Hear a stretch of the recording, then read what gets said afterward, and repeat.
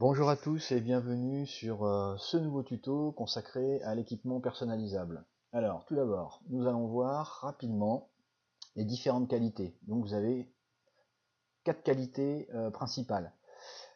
L'équipement standard de couleur verte, donc qui est l'équipement de plus basse qualité du jeu. Vous avez ensuite l'équipement de qualité intermédiaire qui est l'équipement prototype, qui est supérieur à celui de l'équipement standard. Vous avez ensuite l'équipement artefact, qui est l'équipement de qualité supérieure. Alors, l'équipement artefact est utilisable uniquement pour les abonnés, ou alors les privilèges et abonnés peuvent également l'utiliser en allant sur le marché du cartel, sur la partie des verrouillages, troisième onglet, et là on a autorisation équipement des artefacts. Donc grâce à cette autorisation, si vous l'achetez, vous pourrez vous équiper en étant non abonné.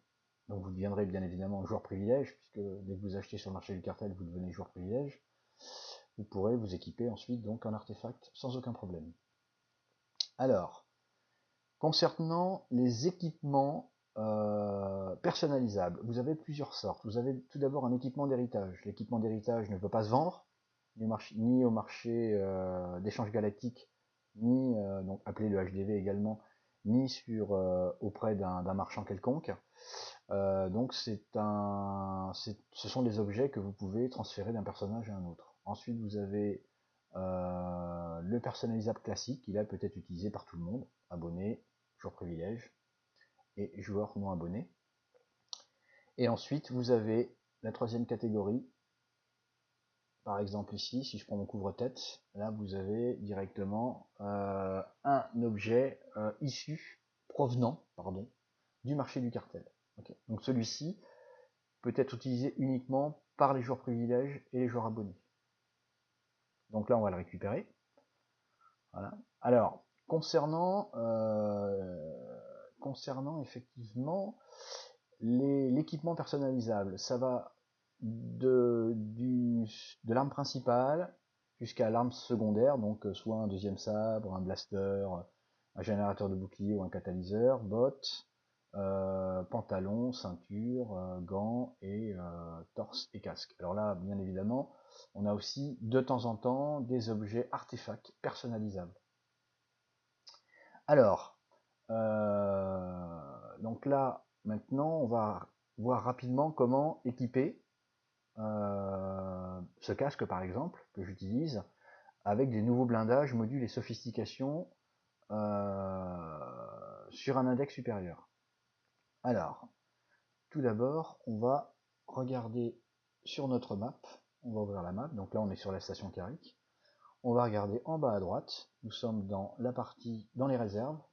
Et dans les réserves, vous avez des alcôves extérieures et des alcôves intérieures. Donc là, c'est les 3 premières alcôves extérieures où vous pourrez trouver des marchands du level 10 dans l'alcôve qui est en haut, au level 60 concernant l'alcôve qui est au milieu. Okay. Donc ces 3 alcôves, vous pourrez trouver tous les marchands. Alors, donc comment ça fonctionne? Eh bien ça fonctionne de la manière suivante. Donc là, je vais aller voir un marchand. Donc là, le marchand, il vend donc des blindages, modules et sophistications à partir du niveau 52. Moi, je suis level 51, donc je ne peux pas encore les récupérer. Alors, ce que je vais faire, je vais aller voir un autre marchand. Voilà. Et là, j'ai des objets qui sont de niveau 48, donc je peux utiliser. Alors, chaque objet vous coûte 2 cristaux ordinaires. Okay. Donc, pour équiper votre personnage, si vous voulez, on va dire, changer ou faire évoluer tous les blindages, modules et sophistications de tous les équipements de votre personnage, bien évidemment, il vous faudra quand même une certaine quantité de cristaux ordinaires. Alors moi, je vais prendre déjà un blindage qui correspond à ma spé tank sur mon avant-garde spé bouclier. Donc là, je vais prendre un maximum d'endurance. Hop, là j'ai 40, là j'ai 35 d'endurance. Donc là, je vais prendre celui-ci. Voilà. Ensuite, j'ai effectivement Donc là, vous avez des canons.